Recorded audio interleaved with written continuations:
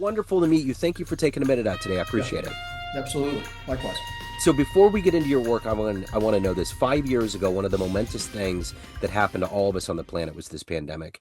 How did you get through that time period, and how did it affect the way that you live your life today?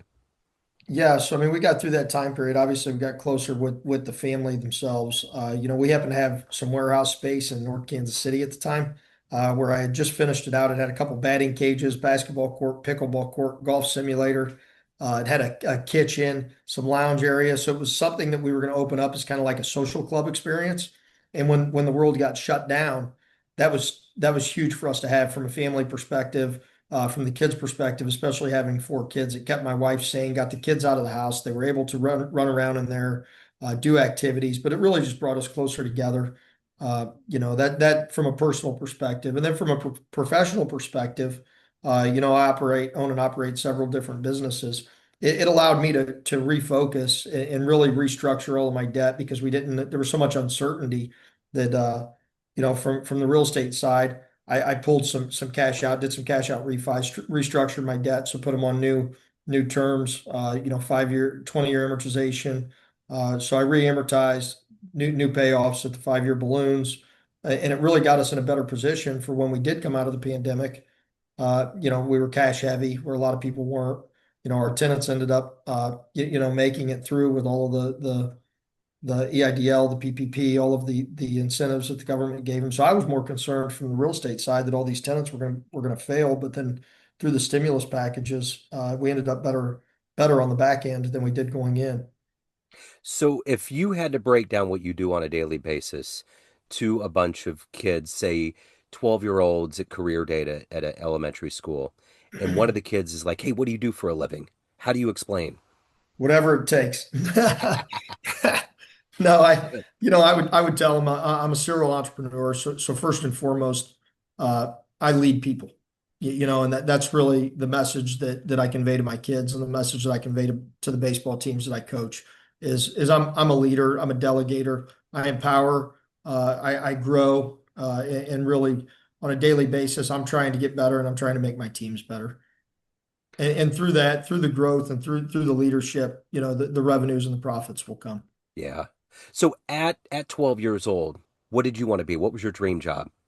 So at 12 years old, I wanted to be a professional athlete. Okay. But by 16, I wanted to be an investment banker on Wall Street. Okay. So being wanting to be an athlete, growing up in Kansas City, what's been one of the best games that you've ever watched in this town? I got to go back to that 2014 one game playoff. You were there? I was there. Dude, what a It was game. it was unbelievable. It was by far the best game that I've seen. I mean, when that happened, when Salvi hit that ball down the line, was everybody just hugging and freaking out and just was the Yeah, place just going nuts? it was. It was. Actually, I don't know if you remember, but Eric Hosmer hit a ball off the top of the wall, like the inning or so Uh-huh. before, Yeah. a few innings before that, but it was like the eighth inning. And that was just utter pandemonium. Yeah. Everyone's jumping around, hugging. At that point, we're back in the game because I think we were down 3 or 4 at the time. And but when Salvi hit that ball, it was a moment that I've never experienced. And I was at Game 6 of the World Series in St. Louis. I think it was when David Freese hit that home run. I can't remember what year that was. I think it was maybe 2012. Yeah. Does that sound right? Yeah. Sounds Or right.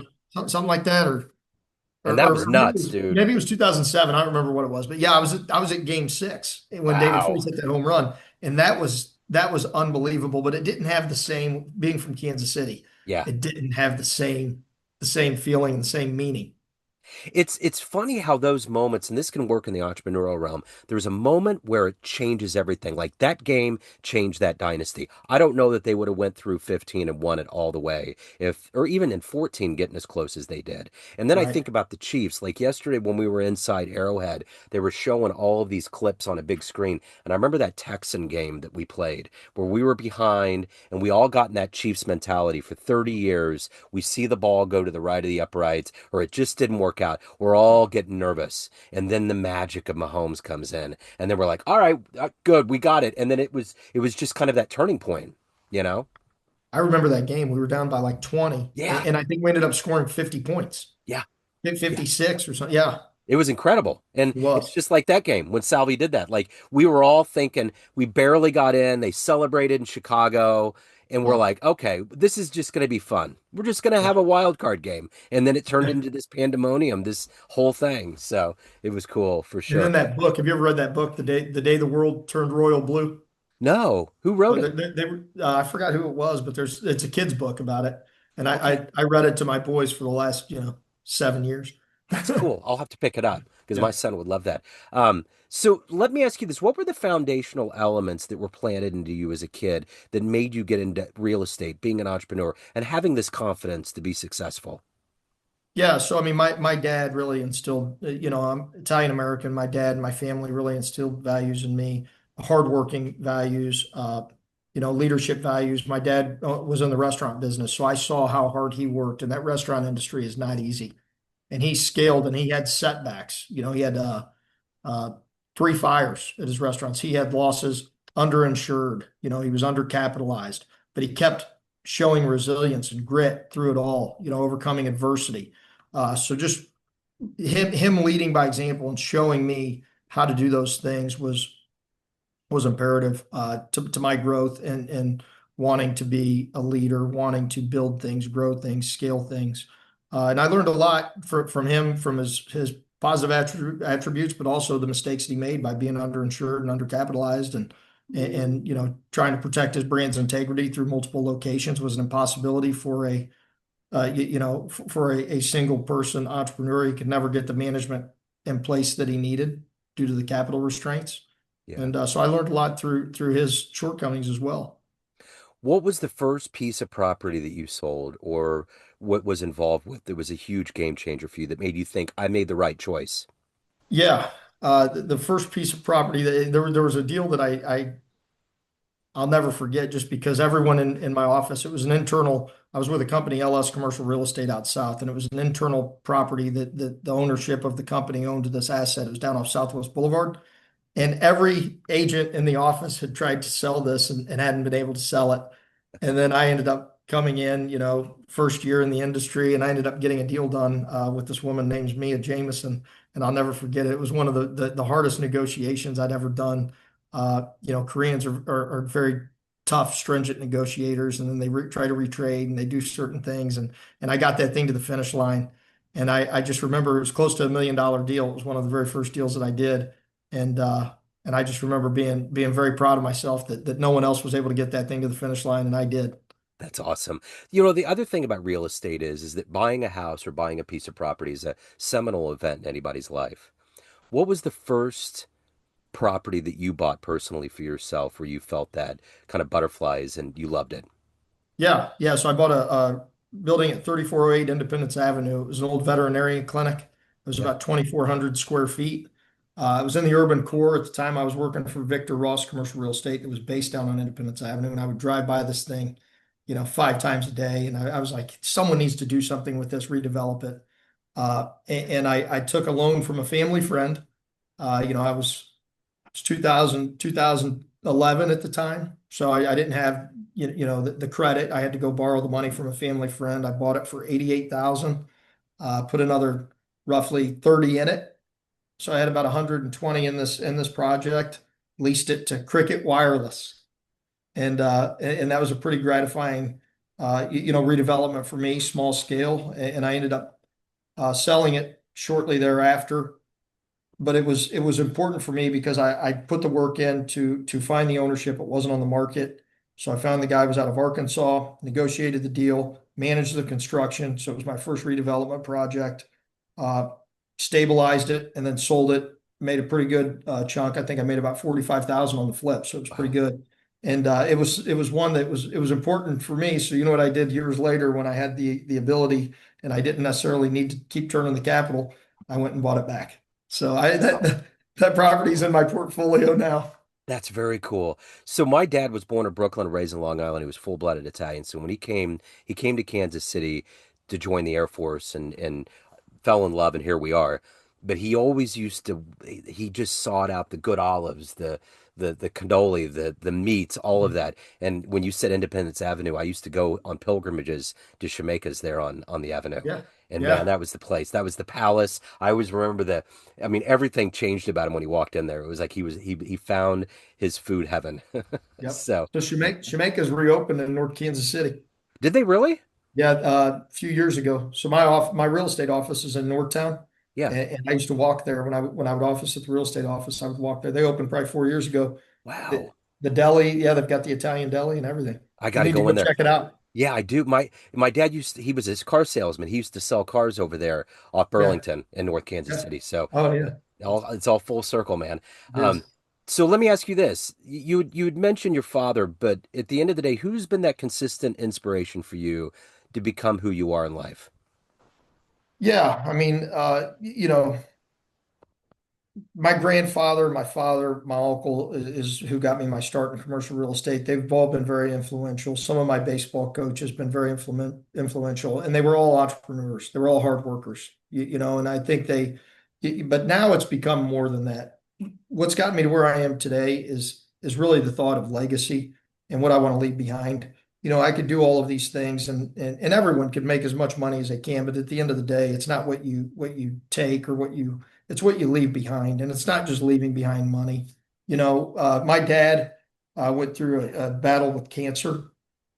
He was diagnosed in 2018, or I'm sorry, 2015, and then we did a bone marrow transplant. His cancer went into remission, came back more aggressively. They recommended a bone marrow transplant, and then I was fortunate enough to be the donor for my dad. Wow, Uh, so I donated my bone marrow in 2017, actually, May of 17. So he's 8 years cancer free now. But I remember, going into that procedure where they put me under and they do the bone marrow transplant, and I was thinking how cool it is to give this back to my dad, and I'm his legacy. And if something were to happen, I just wanted him to know that he's gonna live on through me forever and then through my kids. So I wrote him, pinned him a note before I went in, and that was very important to me. And I said, you know what? I could leave these kids real estate, I could leave them businesses, I could leave them money, but at the end of the day, my kids they're my legacy. And if I don't raise them properly, if they don't have the same mindset that I have, the same growth mindset, trying to pick others up, and leave the world better than you found it, then what have I really done as a father? They're going to end up being my legacy. And if they just end up being not contributors to society. Uh, just I enable them instead of empower them. You know what I mean? Then I really didn't do anything. And the same thing with my businesses.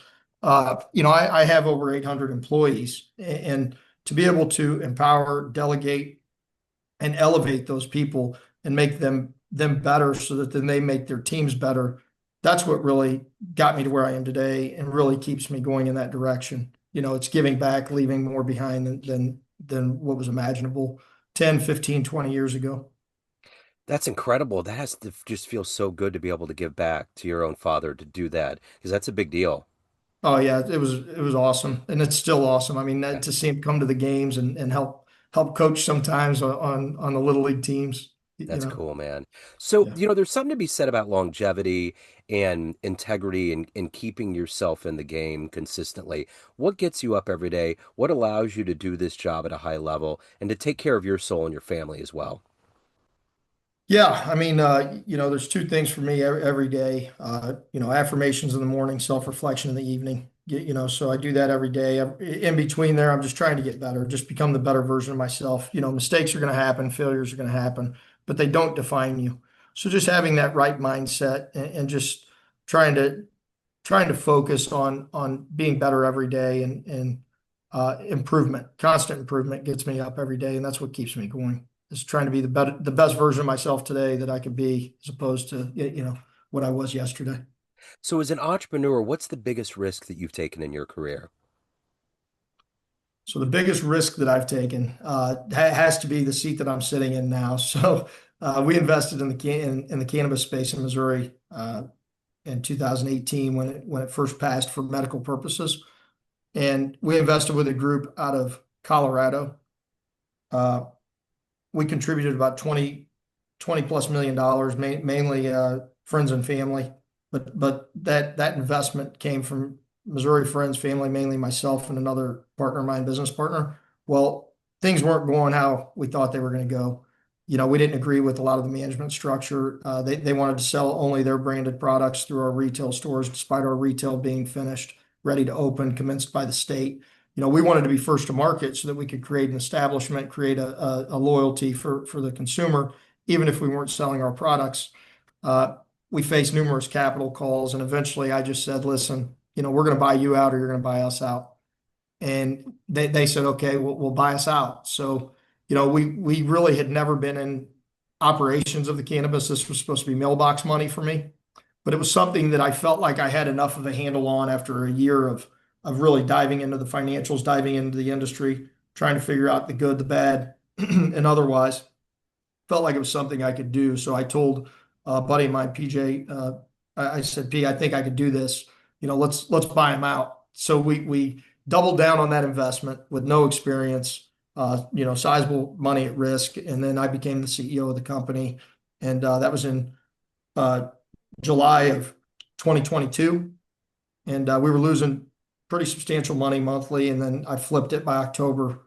We were making money, in a few short months, and then in November they passed that adult use cannabis would be allowed in February of 2023. So we kind of got very fortunate there. Yeah. The great state of Missouri voted that in, and we've been off to the races ever since. So, Wow. we went from one cultivation, one manufacturing, and three dispensaries in Missouri, and now we operate in three states. We have five total cultivation facilities and 18 total dispensaries.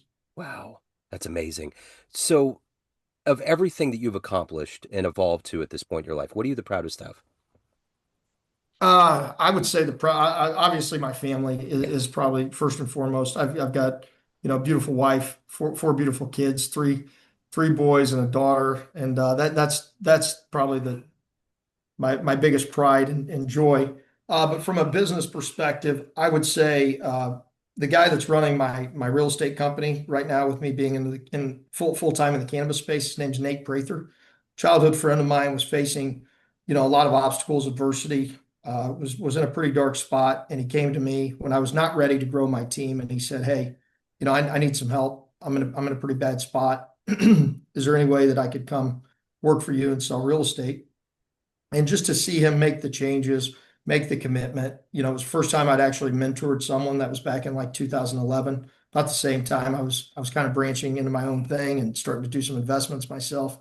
But to see him make the changes necessary and me to lead him into the person that he is today, that's by far the greatest business accomplishment that I have, because now he's leading my real estate company. He's leading that team. He's handling all my transactions. He's now happily married to my wife's cousin, and they've got their first child on their way. So, I mean, just to see his growth is better than any monetary deal. Absolutely. So at the end of the day, Chuck, everyone has a perception of you, family, friends, clients, colleagues, all of your employees, but you run the show. What's your perception of you? Who do you think you are? I think I'm a good leader who cares about others first. So I care about the team, I care about the community, and then after that, the revenues will come. So focus first on building the culture and the team, and then build the community, and then by Yeah, building that, you build your business. for sure. So it's always rare on this platform to run into the 816 area code. So I got to ask you, what's the greatest thing about living in Kansas City? Whew. Outside of the Chiefs, Yeah, I right. would nonstop flights anywhere. It seems like multiple opportunities to fly nonstop, and you're only 3 hours away from almost anywhere in the United That's States. it. We Yeah. were someone at one point, I don't know if you've heard this, said that we are in the belly button of America, which I think is it's a wonderful term. And I, that's it. it is. I love it. Right in the middle. Hey man, if anyone wants to reach out, they're curious, they want to dig into your business, questions, where do they go? I've got a website, chuckcuda.com. I'm on LinkedIn. In a LinkedIn message, I check LinkedIn, so my LinkedIn messages, and then I'll just reply back with my email and just say, hey, shoot me an email. Email is the best way to contact me. CUDA@OPESCRE.com. Okay. I will put that link in the show notes. Chuck, great to run into you, man. Thank you so much. Love your story. Best of luck with everything. Thanks, Joe. I appreciate it. Thanks for Yes, having sir. me. Thank you.